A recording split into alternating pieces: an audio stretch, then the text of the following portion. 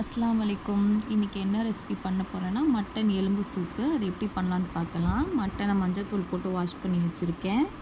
இப்போ இந்த மட்டனுக்கு நல்லெண்ணெய் சேர்த்துக்கலாம். நல்லெண்ணெய் உடம்புக்கு அவ்வளோ நல்லது. அதனால் மட்டன் எலும்பு சூப் வைக்கிறப்பெல்லாம் இந்த மாதிரி நல்லெண்ணெய் சேர்த்து பண்ணுங்கள். இப்போ பட்டை, கிராம்பு, ஏலக்காய் இதில் ஆட் பண்ணிக்கோங்க.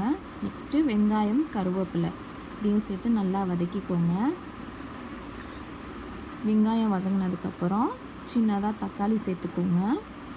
தக்காளி நல்லா வதங்கட்டும். தக்காளி வதங்கினதுக்கப்புறம் இஞ்சி பூண்டு பேஸ்ட்டு தேவையான அளவு சேர்த்துக்கோங்க. நான் 1/2 டீஸ்பூன் தான் சேர்த்துருக்கேன்.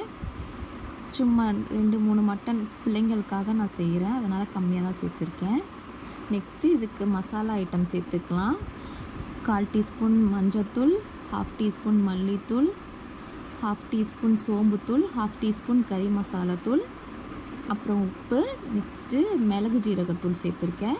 இப்போ வாஷ் பண்ணி வச்சுருந்த மட்டனையும் இதில் ஆட் பண்ணிக்கலாம், எலும்பையும். இப்போ நல்லா அந்த எண்ணெயோட வதங்கிருச்சு.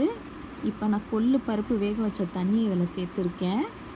அந்த பருப்பு வேக வச்ச தண்ணியை வேஸ்ட் பண்ணாதீங்க. இந்த மாதிரி சூப்பில் குழம்புல சேர்த்துக்கணும், டேஸ்ட்டாக இருக்கும்.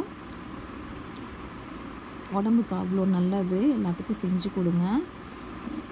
வாரத்தில் ஒரு வாட்டி இந்த சூப்பு செஞ்சு கொடுங்க.